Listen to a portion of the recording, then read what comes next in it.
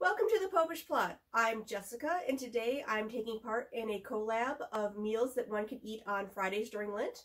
This collab was started by Kenzie at Overnight Mom. I'm sure there'll be links below and possibly up above with the playlist of everyone else's videos. Go ahead, check them out. As some of you know, I do a low-carb diet that is grain-free for the most part. And therefore, because I don't like fish, Fridays can be a bit hard, especially as my kids insist that whatever I make for dinner is meat with veg and possibly with dairy. Which is fun because when they ask what I'm making, I usually respond with I'm making meat and veg, and occasionally it'll be like meat and veg and cheese because, you know, that's what they say that I make, so that's what I'm telling them, even if it could be chili or stew or, you know, burgers and various veggies. But for this collab, I thought I would do a breakfast for dinner because that is a easy meal to make, and it is something that quite often it's hard to go and find interesting things for if you aren't going to be eating grains. So this meal is low carb. It falls under ketogenic if you don't count fiber. Some people count total carbs, some people count net carbs. This meal has a lot of fiber, so its net carbs are fairly low, but its total carbs are a bit higher because things like avocado have a lot of fiber. It also would fall under if you do a paleo diet and numerous other diets. So here's what I'm going to be making. I'm not going to show you how to make scrambled eggs because I'm pretty sure most people here have their own preferred method of doing eggs, or possibly another eggs, but just to round out the plate, and because I'm eating this afterwards, I made scrambled eggs. I also have an avocado hash, and I have flaxseed pancakes. So let's cut to the kitchen. I'll show you how to make these things. Also, the recipes will be down below as well. And as far as different seasonings and stuff go, this is just how I like it. You can make avocado hash without onions and garlic. You could add something else instead. I will warn people because I know one of our viewers has an egg allergy. Although you can use flax seeds instead of eggs, you cannot use just more flaxseed instead of eggs in flaxseed pancakes. They'll fall apart. If you can't have dairy, you could probably go and replace the cream cheese with water or almond milk, or, you know, you could play with it, but the eggs are necessary for this. Okay, the first thing we're going to start with is the avocado hash by turning on the stove to pretty high and putting all the avocados in. Now, I'm going to go and have the exact measurements for everything underneath in the description. And I'm working off making food for my family, which is about 4 people's worth of food. So for this, I figure most people use between 1/2 to 2/3 of an avocado per person. And you want your avocados to be slightly underripe.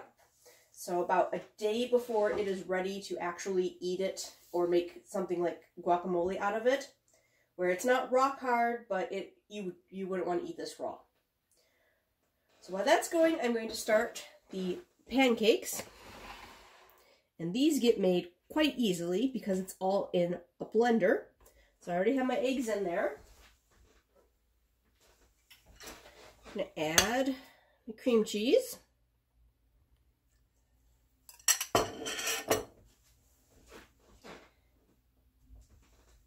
And then a mixture of flaxseed meal, chia seeds, and coconut flour.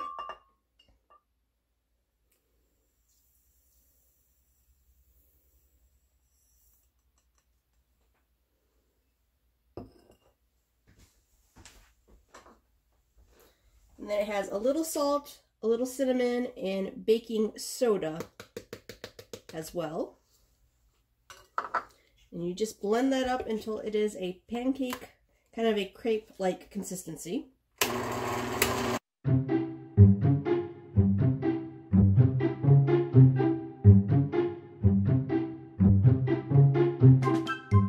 then I'll turn on the stove for that at about medium-high.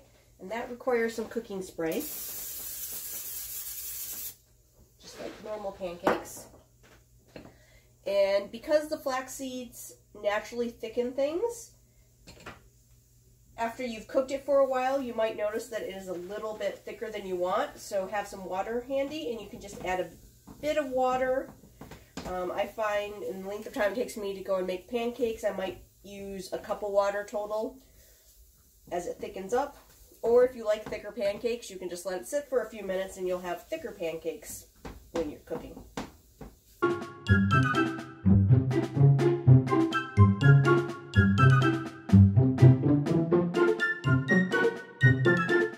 In the amount of time it took to heat the pan up, you can see that it's already actually thickened a bit, so I'm going to go and add a touch more water because I like thinner pancakes, but some people in my house like thicker pancakes, so this way I can make a bit of each.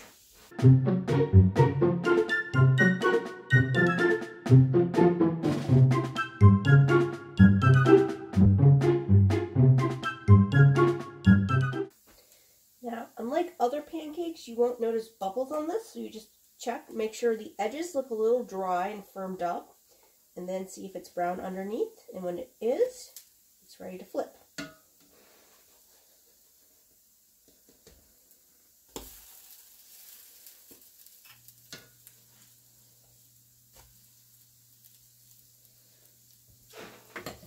And after it's started to brown up, I'm going to add to the avocados a little salt, garlic powder, and some minced up onion.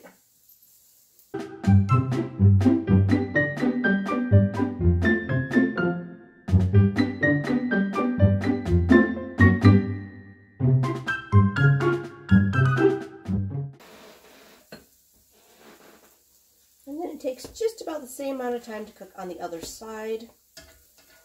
So once both sides are brown, your pancakes are done, and you can cook your hash until you have it as crispy as you want it.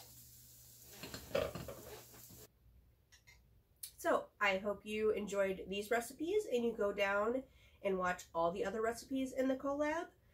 Hopefully you'll have some new ideas for dishes you can make during Lent or any time of the year. And remember, until next time, to live your faith, love your faith, share that love.